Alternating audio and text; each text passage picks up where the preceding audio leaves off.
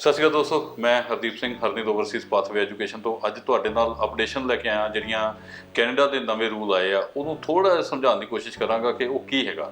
ਇਹਦੇ ਵਿੱਚ ਇਹਨਾਂ ਨੇ ਕੈਨੇਡਾ ਨੇ ਜਿਹੜੇ ਨਵੇਂ ਰੂਲ ਕੱਢੇ ਆ ਉਹਦੇ ਵਿੱਚ ਵੀਜ਼ਾ ਐਪਲੀਕੇਸ਼ਨ ਨੂੰ ਦੋ ਹਿੱਸਿਆਂ 'ਚ ਵੰਡ ਦਿੱਤਾ। ਪਹਿਲਾ ਹਿੱਸਾ ਹੈਗਾ ਐਡਮਿਸ਼ਨ, ਪਹਿਲਾ ਹਿੱਸਾ ਹੈਗਾ ਐਲੀਜੀਬਿਲਿਟੀ, ਦੂਸਰਾ ਹਿੱਸਾ ਹੈਗਾ ਐਡਮਿਸਿਬਿਲਿਟੀ। ਐਲੀਜੀਬਿਲਿਟੀ ਕਾਲਜ ਨੇ ਚੈੱਕ ਕਰਨੀ ਹੈ, ਯੂਨੀਵਰਸਿਟੀ ਨੇ ਚੈੱਕ ਕਰਨੀ ਹੈ। ਯੂਨੀਵਰਸਿਟੀ ਤੁਹਾਨੂੰ ਵਿਦਆਊਟ ਆਇਲਸ ਵੀ ਐਡਮਿਸ਼ਨ ਦੇ ਸਕਦੀ ਹੈ, 5.5 ਦੇ ਨਾਲ ਵੀ ਐਡਮਿਸ਼ਨ ਦੇ ਸਕਦੀ ਹੈ, ਜਾਂ ਗੈਪ ਵੀ ਐਡਮਿਸ਼ਨ ਦੇ ਸਕਦੀ ਹੈ। ਤੁਹਾਡੇ ਹੋਰ ਡਾਕੂਮੈਂਟੇਸ਼ਨ ਥੋੜੀ ਜਿਹੀ ਘੱਟ ਵੱਧ ਹੋ ਸਕਦੀ ਹੈ, ਉਹਦੇ ਨਾਲ ਵੀ ਐਡਮਿਸ਼ਨ ਦੇ ਸਕਦੀ ਹੈ। ਤੁਹਾਨੂੰ ਅਨਕੰਡੀਸ਼ਨਲ ਆਫਰ ਲੈਟਰ ਦੇ ਸਕਦੀ ਹੈ।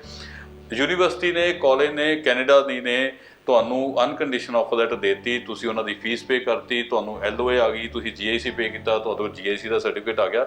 ਜਿੱਦਾਂ ਤੁਸੀਂ ਨਾਰਮਲ ਫਾਈਲ ਲਗਾਉਂਦੇ ਸੀ, ਤੁਸੀਂ ਫਾਈਲ ਲੌਂਚ ਕੀਤੀ। ਤੁਹਾਨੂੰ ਸਭ ਤੋਂ ਪਹਿਲਾਂ ਹਾਈ ਕਮਿਸ਼ਨ ਨੇ, ਕੈਨੇਡਾ ਦੀ ਅੰਬੈਸੀ ਨੇ ਤੁਹਾਨੂੰ ਉਹਦਾ ਇੱਕ ਅਪਰੂਵਲ ਇਨ ਪ੍ਰਿੰਸੀਪਲ ਦੇਣਾ।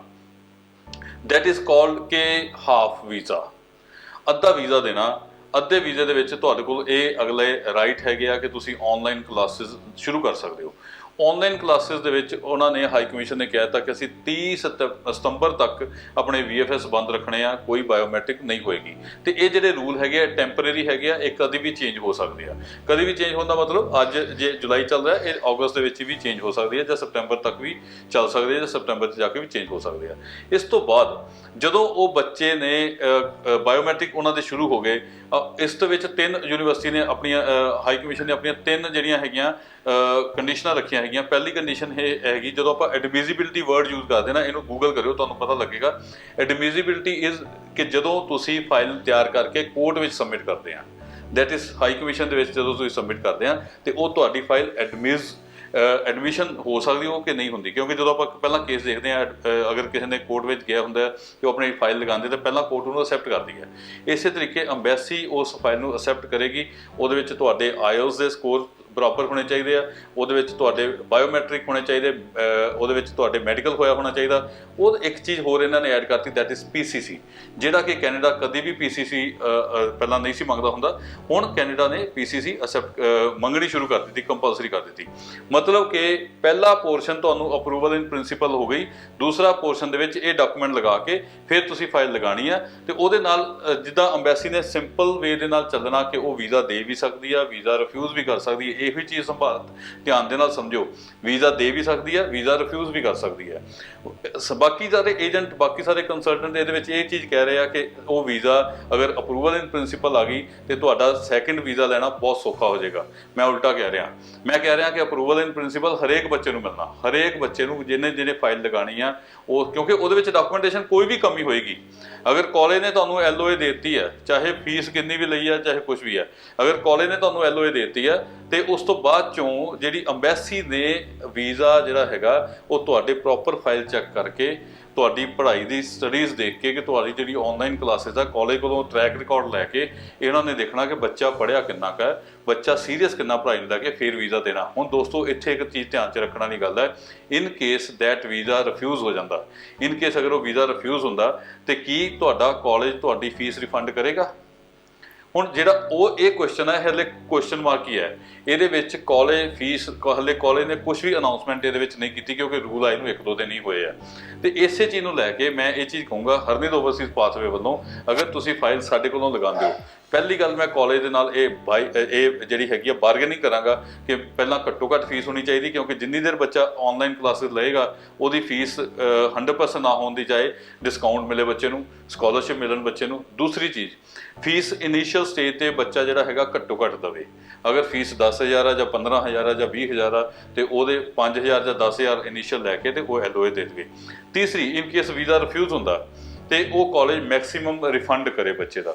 ਇਹ 3 ਚੀਜ਼ਾਂ। ਚੌਥੀ ਇੱਕ ਚੀਜ਼ ਹੋਰ, ਇੱਥੇ ਕੰਸਲਟੈਂਟ ਦੀ ਵਾਰੀ ਆਉਂਦੀ ਹੈ ਕਿ ਕੰਸਲਟੈਂਟ ਨੇ ਤੁਹਾਡੇ ਕੋਲੋਂ ਅਪਰੂਵਲ ਇਨ ਪ੍ਰਿੰਸੀਪਲ ਦਿਖਾ ਕੇ ਤੁਹਾਡੇ ਕੋਲੋਂ ਫੀਸ ਚਾਰਜ ਕਰਨ ਦੇ ਲਈ ਤੁਹਾਡੇ ਕੋਲੋਂ ਕਿ ਹਾਂ ਜੀ ਅਸੀਂ ਵੀਜ਼ਾ ਤੁਹਾਡਾ ਲਗਵਾਤਾ, ਆਹ ਦੇਖੋ ਜੀ ਵੀਜ਼ਾ ਆ ਗਿਆ, ਕੰਗ੍ਰੈਚੁਲੇਸ਼ਨਸ, ਤੇ ਤੁਸੀਂ ਹੁਣ ਆਪਣੀਆਂ ਕਲਾਸਾਂ ਸ਼ੁਰੂ ਕਰੋ। ਚੌਥੀ ਚੀਜ਼ ਇਹ ਹੋ ਗਈ ਕਿ ਕੰਸਲਟੈਂਟ ਵੀ ਤੁਹਾਡੇ ਕੋਲੋਂ ਉਸ ਸਟੇਜ ਦੇ ਉੱਤੇ ਪੈਸਾ ਨਾ ਮੰਗੇ, ਕਿਉਂਕਿ ਇਹ ਇਨੀਸ਼ੀਅਲ ਵੀਜ਼ਾ ਹੈਗਾ, ਦੈਟ ਇਜ਼ ਨੋਟ 100% ਵੀਜ਼ਾ। ਕੋਈ ਕੰਸਲਟੈਂਟ ਨੂੰ ਉਹ ਪੈਸੇ ਵੀ ਨਹੀਂ ਦੇਣੇ ਤੁਹਾਡੇ ਬਣਦੇ। ਫਿਰ ਇਸ ਤੋਂ ਬਾਅਦ ਇੱਕ ਚੀਜ਼ ਹੋਰ ਹੈਗੀ ਹੈ ਕਿ ਜਿਹੜੇ ਬੱਚੇ ਅਪਰੂਵਲ ਇਨ ਪ੍ਰਿੰਸੀਪਲ ਲੈ ਲੈਣਗੇ ਉਹਨਾਂ ਲਈ ਆਨਲਾਈਨ ਕਲਾਸਿਸ ਲਗਾਉਣੀਆਂ ਕੰਪਲਸਰੀ ਹੋ ਜਾਣਗੀਆਂ, ਕਿਉਂਕਿ ਤੁਹਾਡੇ ਕਾਲਜ ਦਾ ਟਰੈਕ ਰਿਕਾਰਡ ਲੱਗਣਾ ਸੈਕਿੰਡ ਵੀਜ਼ਾ ਲੈਣ ਦੇ ਲਈ, ਮੇਨ ਵੀਜ਼ਾ ਲੈਣ ਦੇ ਲਈ। ਇਸ ਕਰਕੇ ਮੇਰੀ ਸੁਜੈਸ਼ਨ ਇਹ ਹੋਈ ਹੈ ਕਿ ਅਗਰ ਇਸ ਚੀਜ਼ ਨੂੰ ਵੇਟ ਕਰ ਲਿਆ ਜਾਵੇ, ਮੇਰੀ ਸੁਜੈਸ਼ਨ ਇਹ ਹੋਈ ਹੈ ਕਿ ਅਗਰ ਤੁਹਾਡੇ ਕੈਨੇਡਾ ਦੀ ਫਾਈਲ ਰੈਡੀ ਹੈ, ਮੇਰੀ ਸੁਜੈਸ਼ਨ ਇਹ ਹੋਈ ਹੈ ਕਿ ਅਗਰ ਤੁਹਾਡੀ LOA ਆ ਚੁੱਕੀ ਹੈ, ਨਵੇਂ ਅਗਲੇ ਰੂਲ ਆਉਣ ਤੱਕ ਸੈਪਟੈਂਬਰ ਇਨਟੇਕ ਨਹੀਂ ਲੱਗਣਾ, ਸੈਪਟੈਂਬਰ ਇਨਟੇਕ ਆਨਲਾਈਨ ਕਲਾਸਿਸ ਲੱਗਣੀਆਂ।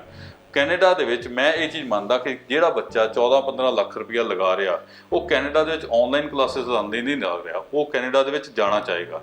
ਸੋ ਦੋਸਤੋ, ਕੈਨੇਡਾ ਦੇ ਵਿੱਚ ਅਗਰ ਤੁਹਾਡੀ ਫਾਈਲ ਰੈਡੀ ਵੀ ਆ ਤੇ ਇਹਨੂੰ ਤੁਸੀਂ 1-2 ਮਹੀਨੇ ਮੇਰੀ ਰਿਕੁਐਸਟ ਕਰਕੇ ਹੋਲਡ ਕਰ ਲਓ, ਫਾਈਲ ਐਮਬੈਸੀ 'ਚ ਨਾ ਲਗਾਓ, ਕਿਉਂਕਿ ਜੇ ਤੁਹਾਡਾ ਰਿਜ਼ਲਟ ਆ ਗਿਆ, ਅਪਰੂਵਲ ਇਨ ਪ੍ਰਿੰਸੀਪਲ ਆ ਗਈ, ਤੁਹਾਨੂੰ ਆਨਲਾਈਨ ਕਲਾਸ ਲਗਾਉਣੀ ਪੈਣੀ ਹੈ। ਅਕੋਰਡਿੰਗ ਟੂ ਮੀ ਤੁਹਾਡੀ ਇਹ ਵੀਡੀਓ ਤੁਸੀਂ ਮੈਨੂੰ ਸੇਵ ਕਰ ਸਕਦੇ ਹੋ, ਜਿੰਨੀ ਵਾਰੀ ਮਰਜ਼ੀ ਦੇਖ ਸਕਦੇ ਹੋ। ਮੈਂ ਜੋ ਕਹਿ ਰਿਹਾ ਇਹ 100% ਇਦਾਂ ਹੀ ਹੋਣ ਵਾਲਾ ਹੈਗਾ। ਇਨ ਬਿਟਵੀਨ ਅਗਰ ਤੁਸੀਂ UK ਲਗਾਉਣਾ ਚਾਹੁੰਦੇ ਹੋ ਵਿਦਾਊਟ ਆਇਲਸ, ਵਿਦਾਊਟ ਇੰਟਰਵਿਊ, ਸਾਡੇ ਕੋਲ ਆਪਸ਼ਨਸ ਹੈਗੀਆਂ। ਮਿਨੀਮਮ ਫੀਸ ਪੇ ਕਰਕੇ 2000 ਪਾਉਂਡ ਪੇ ਕਰਕੇ 3000 ਪਾਉਂਡ ਪੇ ਕਰਕੇ ਤੁਸੀਂ UK, ਕਿਉਂਕਿ VFS ਵੀ ਖੁੱਲ ਚੁੱਕਾ, UK ਤੁਹਾਨੂੰ ਫਲਾਈਟਸ ਵੀ ਜਿਹੜੀਆਂ ਹੈਗੀਆਂ ਜਲਦੀ ਸਟਾਰਟ ਹੋ ਰਹੀਆਂ, ਕਿਉਂਕਿ ਅੱਜ ਹੀ ਮਿਸਟਰ ਹਰਦੀਪ ਸਿੰਘ ਪੁਰੀ ਜਿਹੜੇ ਕਿ ਮਿਨਿਸਟਰਸ ਹੈਗੇ ਆ, ਏਵੀਏਸ਼ਨ ਮਿਨਿਸਟਰ ਹੈ, ਉਹਨਾਂ ਦਾ ਬਿਆਨ ਆ ਅਮਰੀਕਾ ਔਰ ਜਰਮਨੀ ਦੇ ਵਿੱਚ ਤਕਰੀਬਨ ਫਲਾਈਟਾਂ, ਫਰਾਂਸ ਦੇ ਵਿੱਚ ਫਲਾਈਟਾਂ ਸਟਾਰਟ ਹੋ ਰਹੀਆਂ 1-2 ਦਿਨ ਤੱਕ। ਐਂਡ ਜਿਹੜਾ ਇਸ ਤੋਂ ਬਾਅਦ 'ਚ ਜਰਮਨੀ ਐਂਡ 1-2 ਕੰਟਰੀਆਂ ਹੋਰ ਆ ਜਿੱਥੇ ਫਲਾਈਟਾਂ ਇਸ ਤੋਂ ਸੈਕੰਡ ਸਟੇਜ 'ਤੇ ਸ਼ੁਰੂ ਹੋਣੀਆਂ, ਉਸ ਤੋਂ ਬਾਅਦ 'ਚ UK ਸਟਾਰਟ ਹੋ ਜਾਣੀਆਂ। ਰੈਗੂਲਰ ਫਲਾਈਟਾਂ ਸ਼ੁਰੂ ਹੋ ਰਹੀਆਂ ਇਹਨਾਂ ਮੁਲਕਾਂ ਦੇ ਵਿੱਚ। ਸੋ ਦੋਸਤੋ, UK ਇਸ ਵੇਲੇ ਬੈਸਟ ਆਪਸ਼ਨ ਹੈਗੀ ਆ, ਜਰਮਨੀ ਆਪਸ਼ਨ ਬੈਸਟ ਹੈਗੀ ਆ। ਅਗਰ ਤੁਸੀਂ without IELTS, without interview Germany apply ਕਰਨਾ ਚਾਹੁੰਦੇ ਆ ਤੇ most welcome. Harnind overseas pathway education ਤੁਹਾਨੂੰ ਹਰ ਤਰ੍ਹਾਂ ਦੀਆਂ ਸਰਵਿਸਿਜ਼ ਦੇਣ ਲਈ ਤਿਆਰ ਬੈਠਾ ਹੈਗਾ, ਆਪਣੀ ਘੱਟੋ ਘੱਟ ਫੀਸ ਦੇ ਨਾਲ। ਮੈਨੂੰ ਉਮੀਦ ਹੈ ਕਿ ਤੁਸੀਂ ਸਾਡਾ ਇਹ ਚੈਨਲ ਸਬਸਕ੍ਰਾਈਬ ਕਰੋਗੇ। ਮੈਨੂੰ ਉਮੀਦ ਹੈ ਕਿ ਤੁਸੀਂ ਸਾਡੇ ਇਸ ਚੈਨਲ ਨੂੰ ਬੈਲ ਦੇ ਉੱਤੇ ਕਲਿੱਕ ਕਰਕੇ, ਤਾਂ ਕਿ ਸਾਡੇ ਵੱਲੋਂ ਦਿੱਤੀਆਂ ਜਾਣ ਵਾਲੀਆਂ ਨੈਕਸਟ ਅਪਡੇਸ਼ਨਸ ਜਿਹੜੀਆਂ ਹੈਗੀਆਂ ਇੱਦਾਂ ਦੀਆਂ, ਤੁਸੀਂ ਇਹਨੂੰ ਲਾਈਕ ਔਰ ਸ਼ੇਅਰ ਕਰੋਗੇ ਅੱਗੇ ਤੋਂ ਅੱਗੇ, ਤੇ ਤਾਂ ਜੋ ਇਹ ਇਨਫੋਰਮੇਸ਼ਨ ਬਾਕੀ ਸਾਰਿਆਂ ਤੱਕ ਪਹੁੰਚ ਸਕੇ। ਮੈਂ ਤੁਹਾਡਾ ਦੋਸਤ Hardeep Singh, Harnind overseas pathway education ਤੋਂ। ਉਮੀਦ ਹੈ ਜਲਦੀ ਤੁਹਾਡੇ ਨਾਲ ਫੇਰ ਮੁਲਾਕਾਤ ਹੋਏਗੀ। ਧੰਨਵਾਦ ਦੋਸਤੋ।